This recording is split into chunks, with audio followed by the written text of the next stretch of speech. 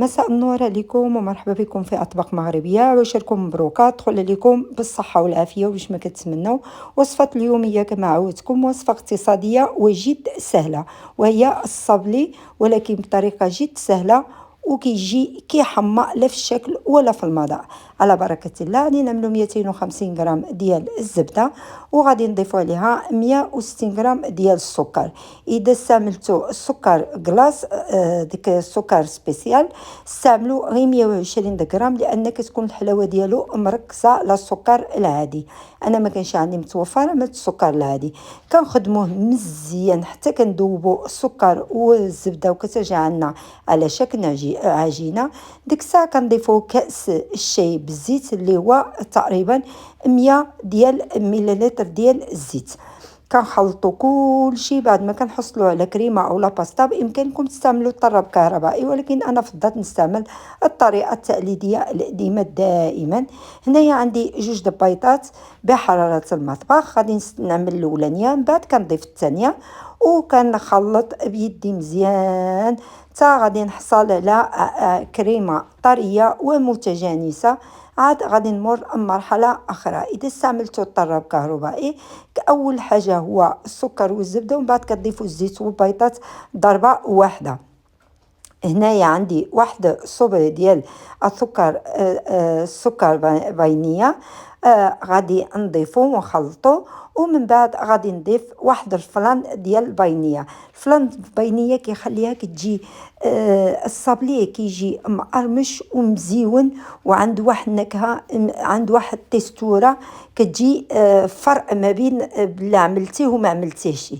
هنايا غادي نضيف كذلك 125 غرام ديال مايزينا، وعندي هنايا 650 غرام ديال الدقيق. غادي نبدا نضيف شتيتو بشتيتو، وانا كنخدم على حسب النوعيه ديال الدقيق وعلى حسب اش كيقولوا لا الدقيق كيفاش النوع عليها كتختلف كميه، ولكن انا هنايا عملت 650 ديال غرام، بقيت كنضيف شتيتو بشتيتو بركي عملت 600 بوحديتها و50 بوحديتها، واذا وقفت عليها كانت العجينه باقي خصها الطحين، عاد غادي نزيدها ديك 50 غرام، وفعلا دخلت لي فيها 650 غرام ديال الطحين. غنعجن العجينه ديالي مزيان حتى كترجع العجينه مخدومه في اليد وكيتشكل بسهوله. غنقسمها على جوج، وغادي نحتفظ بها في البلاستيك الغذائي او لا بولصه ديال الكونغيلادور. بحال مثلا كنعملهم في ديك بولصات د الكونغيلادور، وكنخليهم باش ما كتشققش العجينه وما كتنشفناش العجينه ديالنا. غنخلي اللي غادي نخدم بها. هنايا غادي فوق سطح العمل بامكانكم تعملوا الورق ديال الفرن من تحت ومن فوقي. انا مادام عندي مغطيه بهاد البلاستيك هادي كتساعدني في الخدمه، غنعمل الورق ديال الفرن غير من فوقي. ديك الساعه غادي نطلق العجينه مزيان، ما كنرقاش مره وما كنخليهاش غليظه، يعني كنعملها متوسطه الحجم. غادي نطلقها مزيان مزيان كامله. وبالنسبه للمراشم نتوما استعملوا اللي عندكم في الدار. انا عندي هاد المرشم هادو، غادي نعمل هيدا، يعني غادي نعدل عدد الكميه ديال اللي كتجي البسيط نتاعيت قد عدد الكميه اللي كتجي في هذيك الطئيبه من فوقي، باش كنعمروها من الملابه اولا بكريمه اولا باش بغيتو نتوما.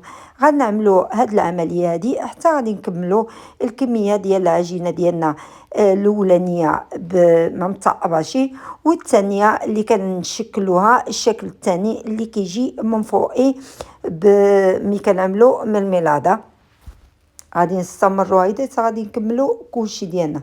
هانتوما كتشوفوا القطعه هذه فيها من جوج الجهات، الجهه اللي صحيحه والجهه اللي رقيقه، واذا كانت كتلصق لكم بامكانكم كتسيسوها شتيتو ديال في شتيتو ديال الطحين وكتقطعوا بها حتى غادي تكملوا الكميه ديالكم كامله.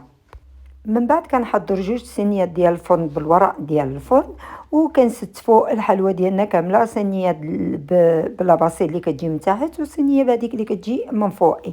وفي هذا الاثناء كنشعلوا الفران كيسخن على 185 درجه. انا عندي فران ديال الضوء، نتوما على حسب الفران ديالكم ديال الغاز كيختلف ديال الغاز مع هذا الضوء.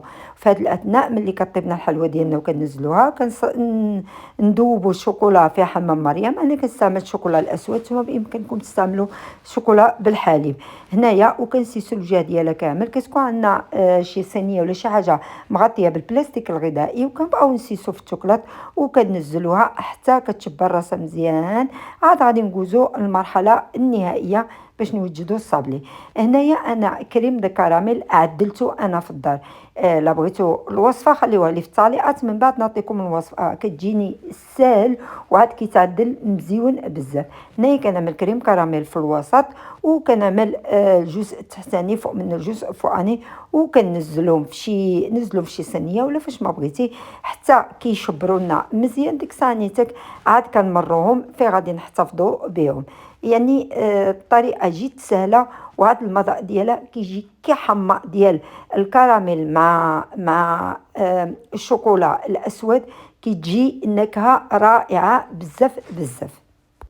كنستمروا بهذه العمليه حتى كنكملوا الكميه اللي عندنا كامله. كنتمنى يعجبكم الفيديو، وعاد هذه الوصفه نتوما كتعرفوا دائما حتى كنجربها انا عاد كننزل لكم. كنتمنى ما تبخلوش علينا بالاشتراك في القناه وضغط زر الجرس باش يوصلكم كل جديد، وعواشركم مبروكه.